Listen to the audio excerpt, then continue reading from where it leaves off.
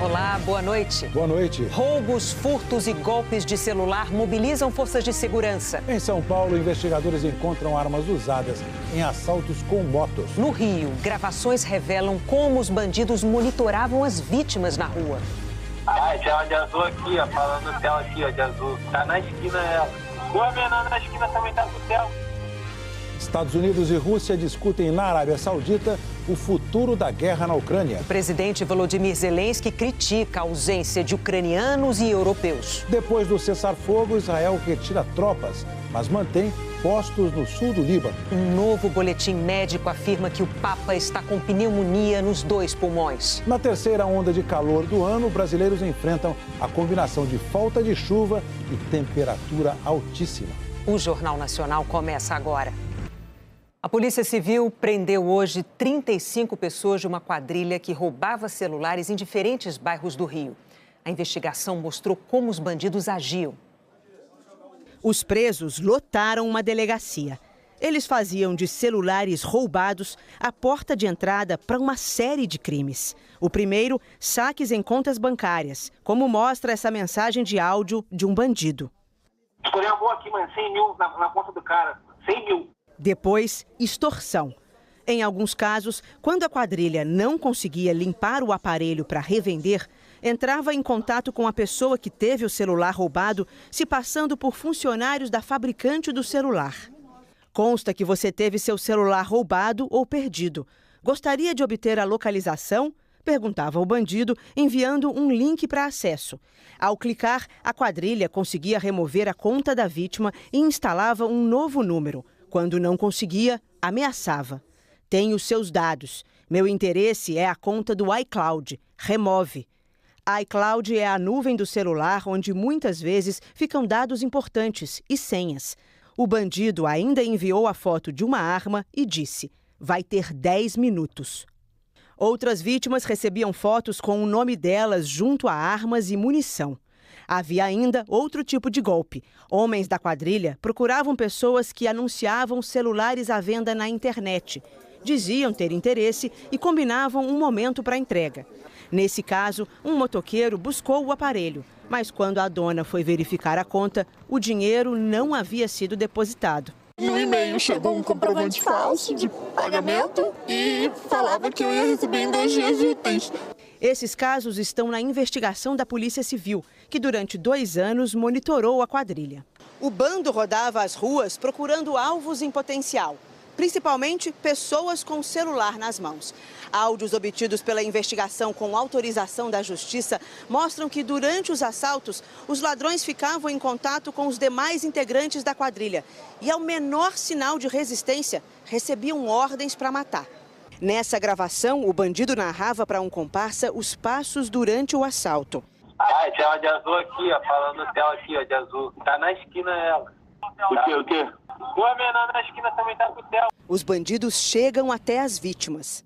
Mano, dá o celular que tá no telefone, dá o celular. Dá o celular não, cara, que o celular aqui tá dando muito maluco, pô. E o comparsa, que acompanhava tudo de longe, dá a ordem. Ó, se não quer dar, tu mata. Vem correr.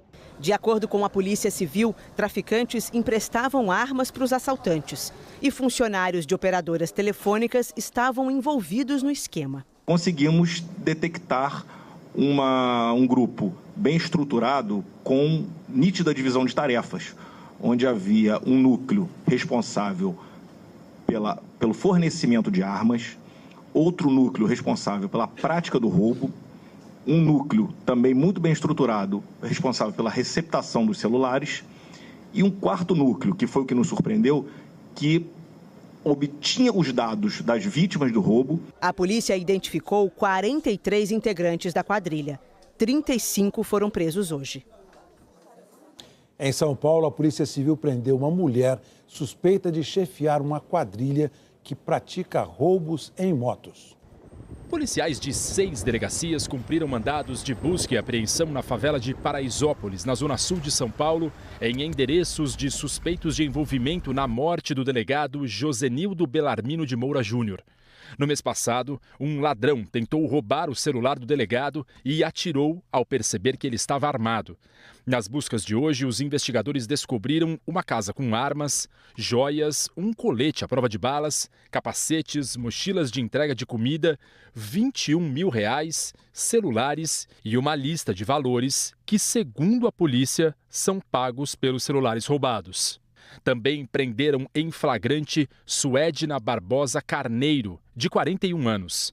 A polícia afirma que Suedna chefiava ladrões que se passavam por entregadores. A função dela nesse crime é fornecer o armamento mediante paga e comprar os objetos que são roubados por essas equipes de ladrões. Eles trocam de motos, trocam as placas dessas motos, trocam os capacetes, trocam as bags, ou seja, dificultam muito para que a polícia consiga identificá-los. Os investigadores acreditam que os telefones encontrados na casa de Suedna podem dar pistas sobre outros crimes. Eles suspeitam que a mulher também fazia parte da quadrilha que matou o ciclista Vitor Medrado na quinta-feira passada e querem comparar os fragmentos do tiro que matou o ciclista com as armas apreendidas hoje.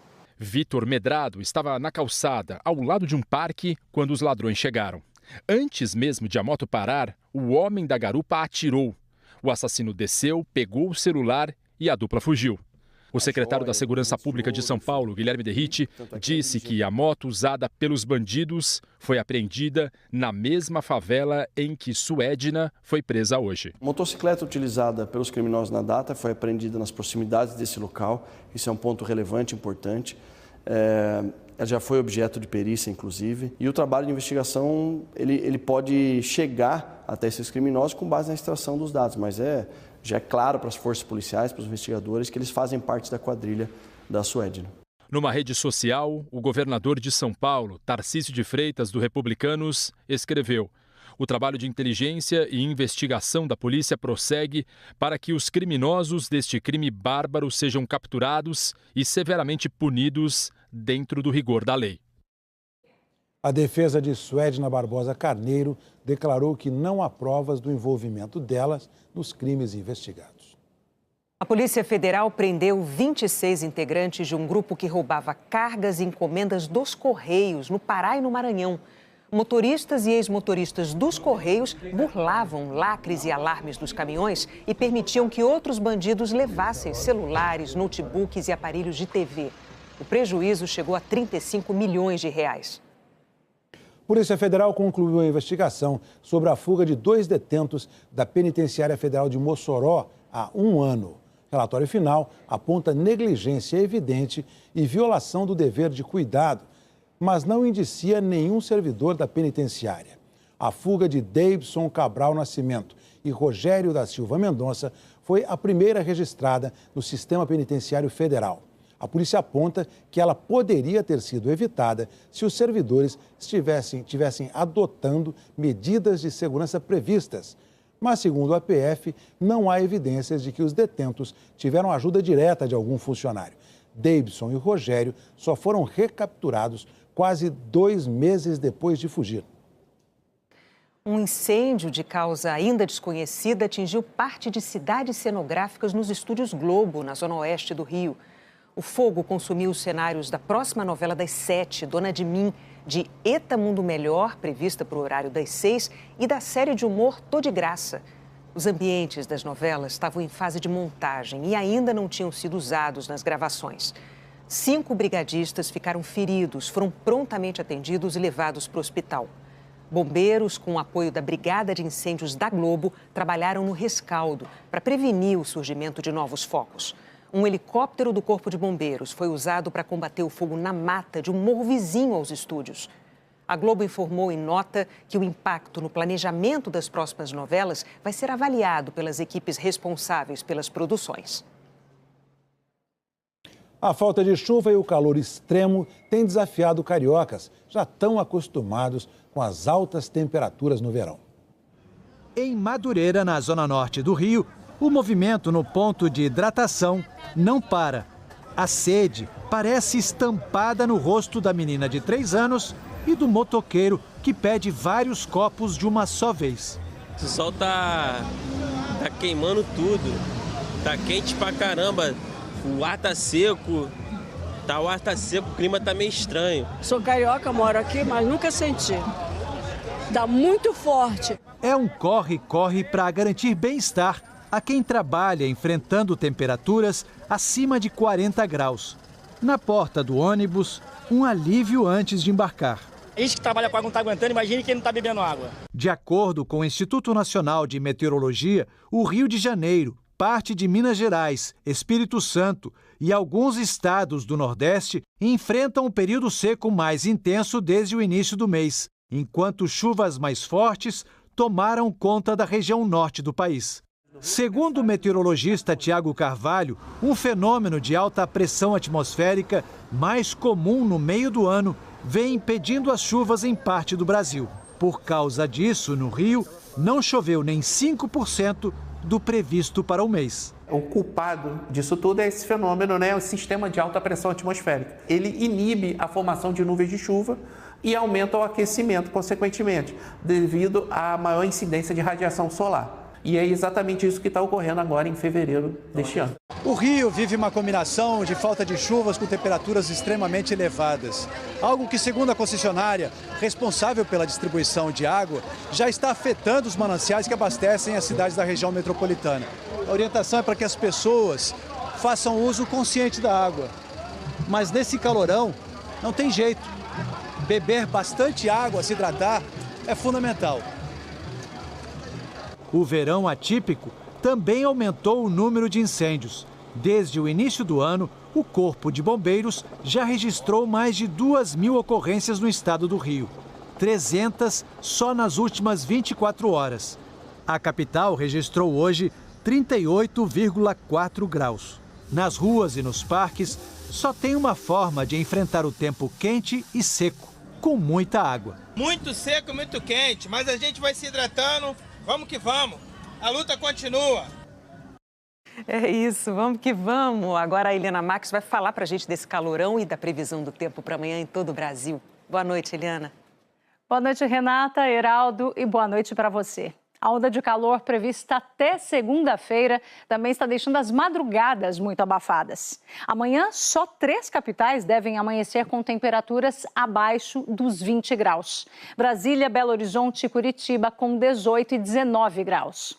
Em Palmas e Aracaju, o dia começa bem mais quente, com mínimas de 24 e de 26. E à tarde, os termômetros disparam na maior parte do país. 33 graus em Salvador, 34 em São Paulo, 35 em Porto Velho. Em Cuiabá e no Rio, 37. Só no sul, as máximas podem ficar abaixo dos 30 graus. Com todo esse calor, o consumo de energia aumentou. Mais ar-condicionado ligado e por mais tempo, mais gente abrindo a geladeira para pegar uma bebida fresca. Atitudes que resultaram nestes números divulgados hoje pelo Operador Nacional do Sistema Elétrico. Ontem, o subsistema Sudeste-Centro-Oeste registrou um recorde no consumo por energia. Quase 55 mil megawatts médios, o equivalente a 60% da demanda do país. Um consumo bem maior do que o registrado nos subsistemas Norte, Nordeste e Sul juntos. De fato, a onda de calor tem se concentrado no Sudeste, também em parte do Centro-Oeste e incluído capitais, onde o número de pessoas é bem maior. Vamos falar agora de outras condições do tempo amanhã, o ar seco e os temporais. Começando pelas áreas de sol o dia todo. No oeste do Rio Grande do Sul e do Rio de Janeiro ao sul do Piauí, passando por Goiás e pelo Tocantins. A umidade do ar fica baixa, principalmente em Minas Gerais e no interior da Bahia, com índices pela metade do ideal para a saúde. A recomendação dos médicos é beber mais água. Já do litoral baiano ao do Rio Grande do Norte, a chuva pode ser forte em alguns momentos, assim como na região centro-oeste e em São Paulo. Mas risco de temporal mesmo, com alagamentos, deslizamentos pontuais e raios. Na divisa do Rio Grande do Norte com o Ceará e do Piauí com o Maranhão, do Amazonas ao Amapá e do sul de Mato Grosso do Sul ao sul de São Paulo, também no Paraná e em Santa Catarina. Florianópolis é a capital com previsão de mais chuva, 40 milímetros. É muito para um dia. Em Teresina, Fortaleza, Manaus e Curitiba também são esperados grandes volumes. Agora, o último aviso de ventos com até 70 km por hora nessa faixa em verde, que vai do litoral gaúcho até a região dos lagos, no Rio de Janeiro. Renata e Heraldo. Obrigada, Eliana.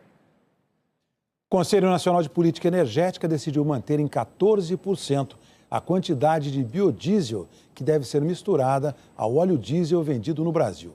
Esse percentual está em vigor desde março do ano passado e subiria para 15% no mês que vem. Mas o governo decidiu suspender temporariamente esse cronograma. Afirmou que é uma tentativa de conter a alta do preço dos alimentos, já que boa parte da produção do biodiesel vem da soja. Uma tecnologia desenvolvida na Universidade Federal de Minas Gerais reduz a poluição provocada pelos caminhões. É um veneno que polui o ar e ameaça o equilíbrio do planeta. O CO2, ou gás carbônico, é emitido em atividades como a indústria, a agricultura e os transportes. Em 2023, o Brasil despejou na atmosfera 2 bilhões e 300 milhões de toneladas do gás. Os caminhões foram responsáveis por mais de 94 milhões de toneladas.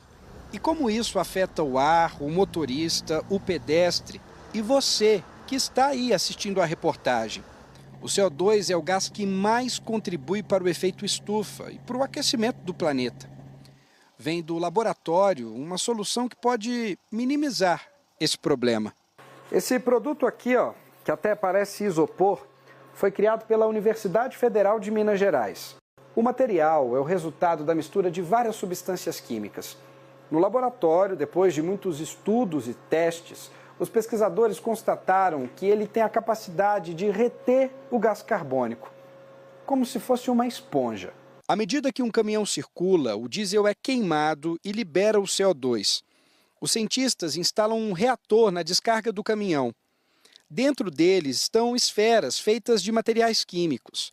O CO2 é capturado pelas esferas e fica retido, evitando a ida para a atmosfera.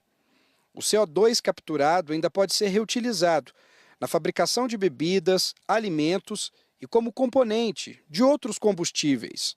O planeta precisa controlar isso, reduzir a quantidade de CO2 na atmosfera, que ela vem aumentando ao longo do tempo, desde a evolução industrial, né? Se ele estiver muito baixo, esfria demais, se ele estiver muito alto, esquenta demais. Então a gente tem que ter um equilíbrio. Nos testes práticos, a emissão de CO2 reduziu 17% no ambiente urbano. Existe uma redução significativa e essa redução é capaz de você produzir outras coisas com esse gás que foi capturado, né? Então fazer um ciclo completo, fazer um ciclo de geração de outros combustíveis ou utilização em outras formas mais nobres do CO2 e você limpar o meio ambiente, reduzir essa carga que causa tantos problemas como o aquecimento global.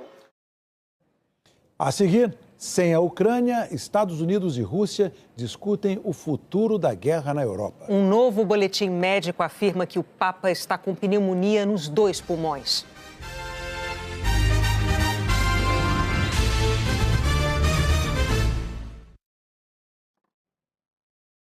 Terminou hoje o prazo para a retirada de tropas de Israel do sul do Líbano.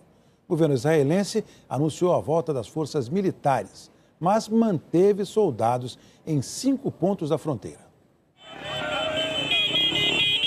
As buzinas eram um sinal da expectativa. Quero voltar para minha cidade, mesmo sob escombros, destruída como for, desabafou a libanesa Laila. Em novembro, um acordo de cessar-fogo interrompeu mais de 1 ano de confrontos entre Israel e o grupo extremista libanês Hezbollah, que apoiou os terroristas do Hamas em Gaza contra Israel. O prazo para as tropas israelenses deixarem o país vizinho terminou hoje. Só que o ministro das Relações Exteriores de Israel avisou que soldados vão permanecer em 5 pontos estratégicos em colinas, perto da fronteira. Segundo Gideon Sa'ar, para garantir a segurança israelense. O governo do Líbano classificou isso de ocupação e frisou que tem o direito de agir para retirar o que chamou de inimigos israelenses. Diplomatas discutem uma solução para o impasse. Pode ser o envio de mais forças de paz da ONU para reforçar o contingente que já atua no Líbano. Elas substituiriam as tropas israelenses. A França ofereceu militares para essa missão. Hoje também, o chanceler israelense se pronunciou sobre outro cessar-fogo, o com o Hamas na faixa de Gaza. Gideon Saar disse que o gabinete do primeiro-ministro Benjamin Netanyahu concordou em negociar sobre a segunda fase do acordo com os terroristas. Ela inclui questões como a administração do território e a entrega dos últimos 64 reféns. Ainda pela primeira fase, o Hamas anunciou que esta semana vai libertar mais 6 reféns e devolver 4 corpos, incluindo os da família Bibas. Naquele brutal 7 de outubro de 2023, terroristas levaram a mãe com os 2 filhos pequenos. O menor tinha só 9 meses de vida. De acordo com o Hamas, os 3 morreram num bombardeio israelense. Israel não confirmou a versão. O pai das crianças foi libertado no início do mês.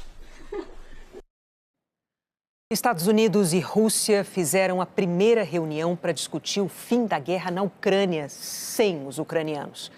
No encontro, o chanceler russo anunciou exigências para um acordo de paz.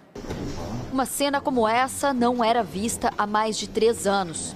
Os chefes das diplomacias dos Estados Unidos e da Rússia sentados na mesma mesa por horas. Os 2 países não tinham reuniões neste nível desde que os russos invadiram a Ucrânia em fevereiro de 2022. Segundo o Departamento de Estado americano, os principais objetivos eram restabelecer a confiança e a comunicação e avaliar se era possível avançar com as negociações para acabar com a guerra. Sem a participação dos ucranianos, o encontro, facilitado e sediado pela Arábia Saudita, durou mais de 4 horas. Rússia e Estados Unidos concordaram em restabelecer rapidamente as missões diplomáticas em Washington e Moscou e em nomear uma equipe para negociar o fim do conflito de forma duradoura e aceitável para todas as partes envolvidas. Também concordaram em discutir cooperação política e econômica a partir do fim da guerra. Na saída, todos mostraram otimismo, mas também reconheceram a complexidade das negociações. O secretário de Estado americano, Marco Rubio, disse que este foi o primeiro passo de uma jornada longa e difícil. Para acabar com qualquer conflito, tem que haver concessões de todos os lados, afirmou. Rubio disse ainda que haverá conversas e consultas com a Ucrânia à medida que as negociações avançarem. O secretário de Estado foi perguntado sobre o futuro das sanções impostas contra a Rússia em resposta à invasão da Ucrânia. Ele lembrou que a União Europeia também impôs sanções e que, por isso, o bloco vai se sentar à mesa de negociação em algum momento. O ministro das Relações Exteriores russo, Sergei Lavrov, disse que a conversa foi útil e explicou as exigências de Moscou aos americanos. Afirmou que a Rússia não vai aceitar a entrada da Ucrânia na Aliança Militar do Ocidente, a OTAN, nem o envio de tropas de países da aliança para implementar um acordo de paz em solo ucraniano, uma hipótese que líderes europeus estão discutindo e que até o governo americano sugeriu na semana passada. A reunião de hoje também serviu para pavimentar o caminho para o primeiro encontro do presidente da Rússia, Vladimir Putin, com Donald Trump, desde que voltou à Casa Branca. O conselheiro de Segurança Nacional aqui do presidente disse que Trump está determinado a agir rapidamente para acabar com a guerra. No fim do dia, Donald Trump afirmou que as conversas na Arábia Saudita foram boas. Ele ignorou a exigência dos russos de que países da OTAN não enviem militares à Ucrânia. Afirmou que apoia o envio de tropas de paz da Europa para lá. O presidente ucraniano, que tinha uma visita à Arábia Saudita marcada nesta semana, transferiu a viagem para março. Hoje, Volodymyr Zelensky visitou a Turquia e lá declarou: "Não fomos convidados para esta reunião. Foi uma surpresa para nós e para muitos outros. Para a Ucrânia e para a Europa, é fundamental que quaisquer negociações para acabar com a guerra não aconteçam pelas costas das principais partes afetadas pela agressão russa." O presidente da França, Emmanuel Macron, convocou uma segunda reunião de líderes para discutir uma estratégia alternativa para encerrar o conflito. O encontro acontece amanhã. Também hoje, Macron telefonou para o presidente Lula. O presidente francês afirmou que os dois compartilharam a convicção de que a paz na Ucrânia só será possível por meio de negociações que reúnam Rússia e Ucrânia à mesma mesa. Especialistas ouvidos pelo Jornal Nacional dizem que o governo Trump está provocando mudanças históricas no comércio internacional e com consequências imprevisíveis. Tecnologia embarcada dos Estados Unidos, sistema de freios europeu, carroceria fabricada na China com aço do Brasil. A indústria automobilística é só um exemplo de como a vida que a gente leva parte de uma engrenagem global. Mas tem um sinal de curva adiante nos caminhos da economia mundial. O mapa do mundo que a gente conhece foi desenhado a partir da Segunda Guerra Mundial. O desejo de paz na economia foi traduzido em uma abertura para trocas comerciais entre os países. Um período de muitas negociações multilaterais em torno do Acordo Geral de Tarifas e Comércio de 1947, que mais tarde daria origem à Organização Mundial do Comércio. Os anos 1990 e 2000 são tidos pelos especialistas em relações internacionais como o auge da globalização. A partir dos anos 2010, esse processo de união dos mercados se desacelera.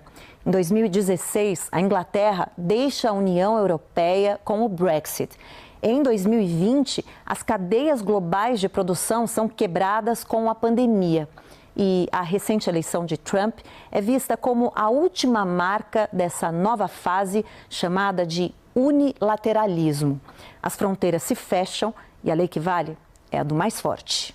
Cada país hoje procura defender o seu próprio interesse da melhor maneira possível. É a lei das selvas hoje no comércio internacional. Lamentavelmente, essa é a tendência que está se delineando aí na relação internacional. Embaixador do Brasil em Washington, quando o aço e o alumínio brasileiro foram taxados pelos Estados Unidos em 2002, Rubens Barbosa diz que o momento é ruim para o Brasil. O Brasil e todos os países em desenvolvimento, né? Você não tem como apelar, você não tem essa organização multilateral e você não tem força para contra-atacar essas medidas. Você teve na União Europeia também medidas unilaterais de restrição à exportação de produtos agrícolas que eles consideram que vêm de áreas que foram desmatadas. Então, o ônus da prova sempre cabe ao país em desenvolvimento, o que é muito complicado, né? Mas o que vemos pode não ser um retrocesso, e sim a construção de uma nova globalização. É a opinião do professor de Relações Internacionais da Fundação Getúlio Vargas, Rodrigo César. É um processo que vai ter um prazo longo, que é o processo de desmembrar, o processo de enfraquecer as instituições internacionais, como a Organização Mundial do Comércio e como, por exemplo, a própria OMS. Só que a globalização em si não depende só disso, e ela vai continuar ainda que de maneira mais fraca. Quando os Estados Unidos considerou que ia aumentar tarifas contra outros parceiros econômicos, esses parceiros econômicos procuraram soluções em outros parceiros econômicos para além da sua região. Então, de uma forma até um pouco contraintuitiva, a ação de um determinado país contra a integração, ela pode fazer com que outros países reajam, aumentando a sua integração. O Vaticano informou hoje que o Papa tem uma pneumonia nos 2 pulmões. Francisco está internado desde a sexta-feira.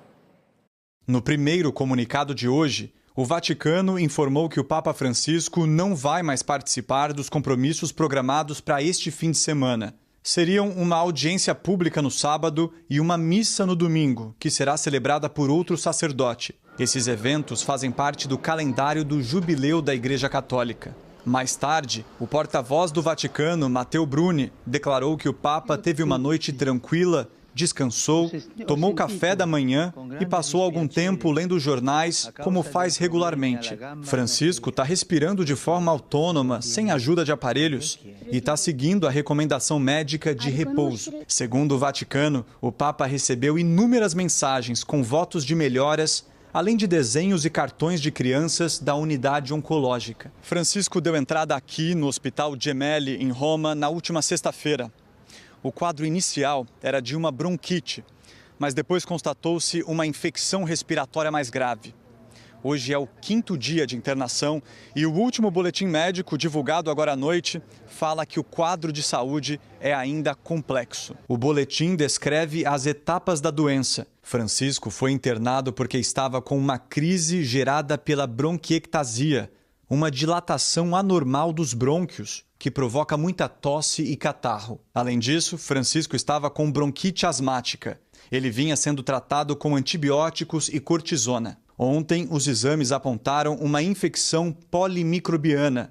São as infecções causadas por mais de uma bactéria, vírus ou fungos. Hoje, uma tomografia computadorizada revelou o aparecimento de uma pneumonia bilateral, que recebe esse nome quando afeta os 2 pulmões. O pneumologista Gustavo Prado diz que a idade avançada e o histórico de doenças respiratórias do Papa fazem parte do quadro complexo descrito pelo Vaticano. Uma pneumonia tem um risco de complicação tanto maior quanto maior for a extensão de pulmão acometida por essa infecção e por esse processo inflamatório. Particularmente no contexto de um idoso, do uso eventual de antibiótico para tratamento de outras infecções respiratórias, em que muitas vezes pode haver até um processo de seleção de alguns agentes resistentes, a gente sim precisa ter essa atenção. A nota do Vaticano diz que, embora o quadro continue complexo, o Papa Francisco está de bom humor. Ainda segundo o Vaticano, nesta manhã ele recebeu a Eucaristia e durante o dia alternou o descanso com a oração e a leitura de textos. O Vaticano encerra a nota afirmando que Francisco está agradecido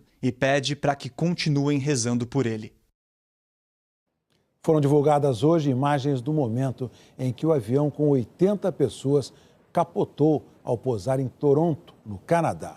O tripulante de um outro avião gravou o jato da Delta se aproximando da pista.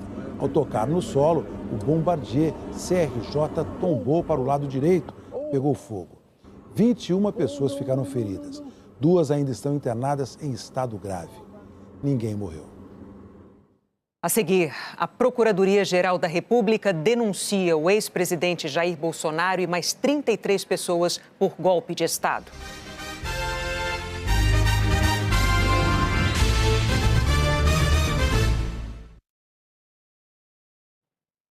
A Conmebol Libertadores de 2025 vai começar hoje para os times brasileiros. No retorno do Bahia à Libertadores da América, depois de 36 anos, os torcedores capricharam na hora de desejar boa viagem.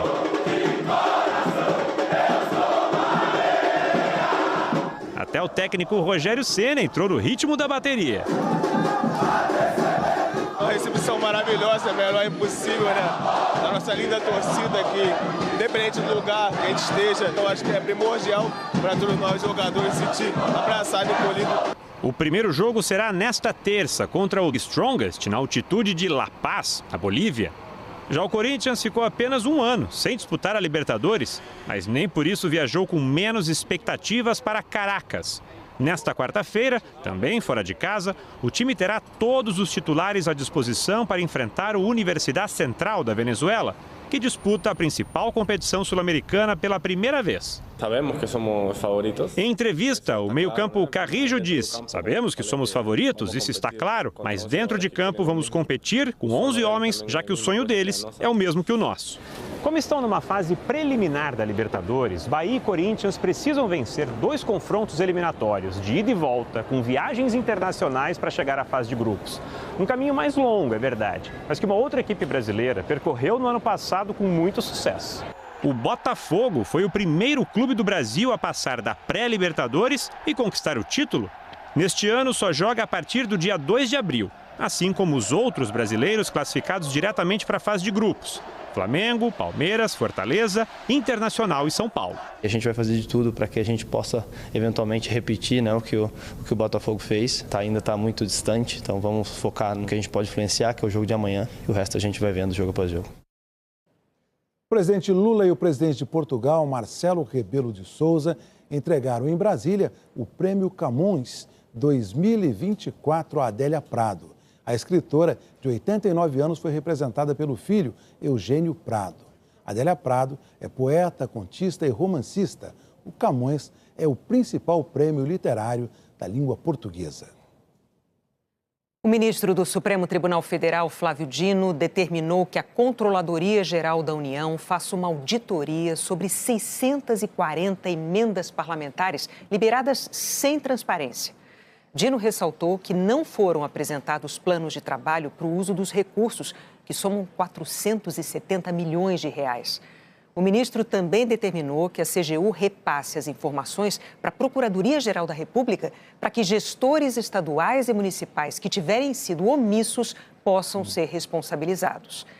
Na decisão, Dino citou um levantamento do Tribunal de Contas da União que mostra que apenas 19% das emendas pagas nos últimos 6 anos podem ser rastreadas. Procuradoria-Geral da República acaba de oferecer ao Supremo Tribunal Federal denúncia contra o ex-presidente Jair Bolsonaro e mais 33 pessoas por golpe de Estado, abolição violenta do Estado Democrático de Direito e organização criminosa.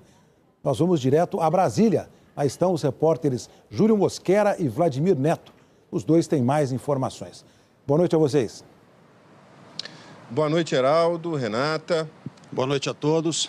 A denúncia foi protocolada, Heraldo, agora há pouco no sistema eletrônico do Supremo Tribunal Federal. Tem 270 páginas. Nós estamos lendo, correndo, analisando, para poder trazer para vocês os principais pontos. Nesse texto, o Procurador-Geral da República, Paulo Gonet, acusa formalmente 34 pessoas.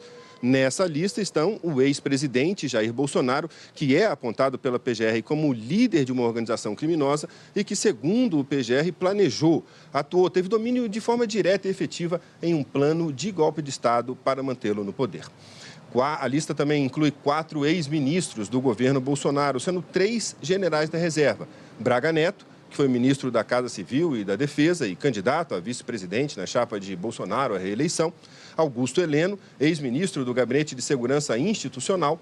Paulo Sérgio Nogueira, ex-comandante do Exército e ex-ministro da Defesa, e o ex-ministro da Justiça, Anderson Torres. Na casa de Anderson Torres, aliás, a PF encontrou uma minuta com teor golpista.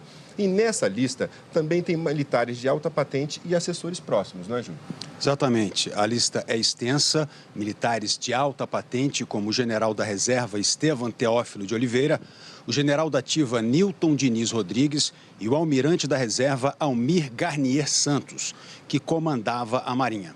A lista de indiciados também traz assessores próximos do ex-presidente. Felipe Martins, que foi assessor internacional da presidência, o coronel da reserva Marcelo Câmara, o tenente-coronel Mauro Cid, ex-ajudante de ordens de Bolsonaro, que fez delação premiada, e o ex-diretor-geral da ABIN, Alexandre Ramagem, que hoje é deputado federal pelo PL.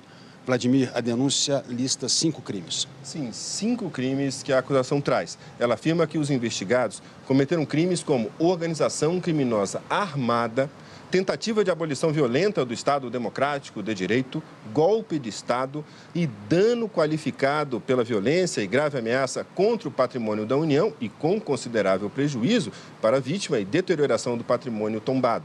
De acordo com a PGR, a organização tinha, como falei antes, como líderes o então presidente da República, Jair Messias Bolsonaro, e seu então candidato a vice-presidente, Braga Neto.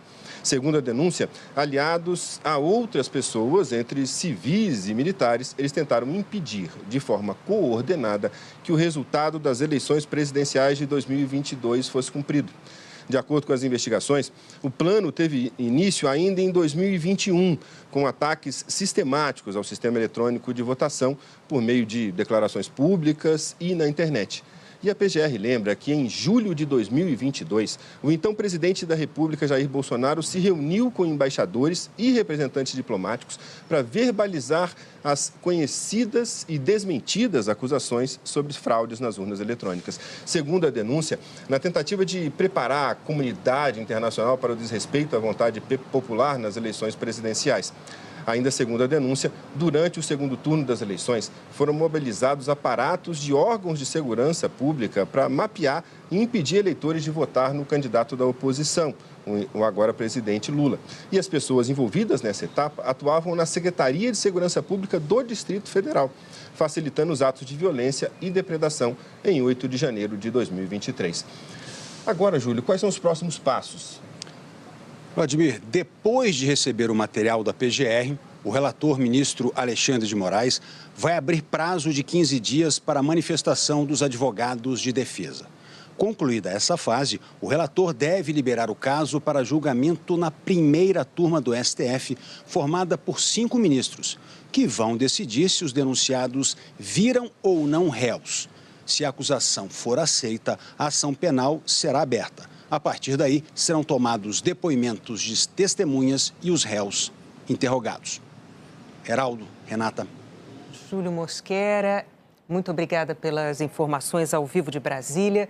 Claro, você vai ter outras informações sobre a denúncia da PGR contra o ex-presidente Jair Bolsonaro e mais 33 pessoas no Jornal da Globo, depois de Profissão Repórter. Uma ótima noite para você. Boa noite e até amanhã.